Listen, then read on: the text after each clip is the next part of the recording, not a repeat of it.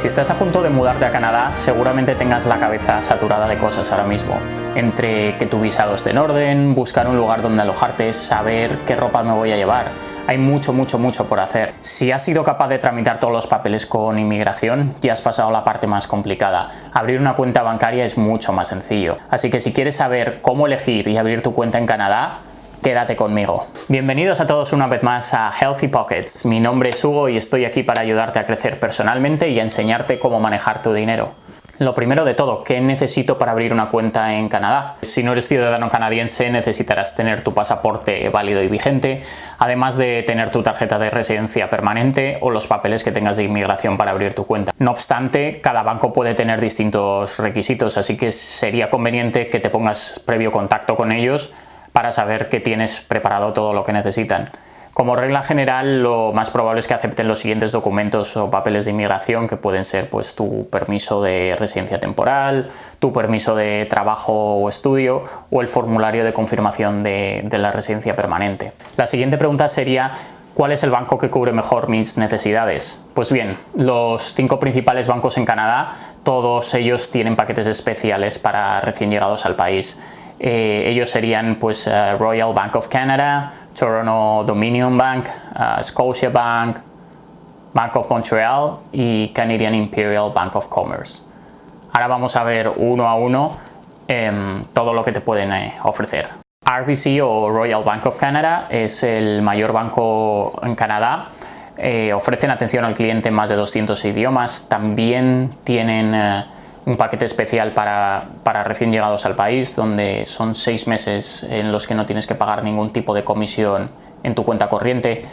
Como residente permanente podrías optar a tu hipoteca o un préstamo para tu coche sin la necesidad de tener aún tu credit score establecido. También ventajas pues, para emprendedores o pequeñas empresas por abrir tu cuenta de negocio con ellos. TD Bank. Las 3 cosas que destacaría es que tienen también su paquete especial para personas que acaban de llegar al país. No tienes que pagar ningún tipo de comisión tampoco durante los 6 primeros meses, pero además te incluyen una tarjeta de crédito con un límite de hasta $1000. Tienen muy buenas ventajas para estudiantes. Durante el tiempo que duren tus estudios no tienes que pagar ningún tipo de comisión ni en las tarjetas ni tampoco en tu cuenta corriente. Y además pues también puedes aplicar a tu hipoteca o préstamo sin necesidad de tener un crédito establecido. Scotiabank sería el tercer banco más grande en Canadá. Tiene más de 4000 cajeros en el país, pero sobre todo lo que destacaría es que si te gusta ir al cine, esta puede que sea tu opción, porque puedes ir acumulando puntos que luego puedes canjear por películas gratis. También tienen un plan muy interesante para estudiantes, donde no pagas ningún tipo de comisión, aparte de tener transacciones ilimitadas. Bank of Montreal, destacaría que tienen también una cuenta especial para recién llegados al país, donde tienes transacciones ilimitadas durante el primer año. También la ventaja de optar a una hipoteca sin tener un historial de crédito establecido, o ventajas pues, para estudiantes, emprendedores, etcétera, etcétera. Y por último, CIBC. Tienen también una cuenta con transacciones ilimitadas y totalmente gratuita durante el primer año.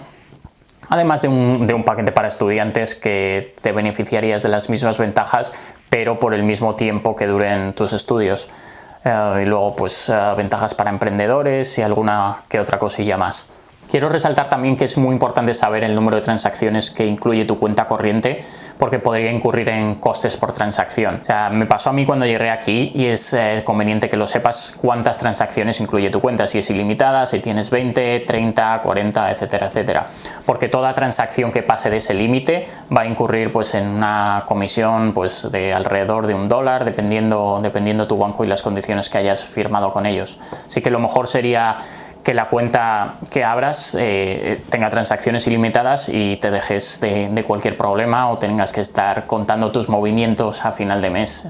Pues ya por daros mi opinión personal, yo personalmente tengo cuentas con RBC y TD.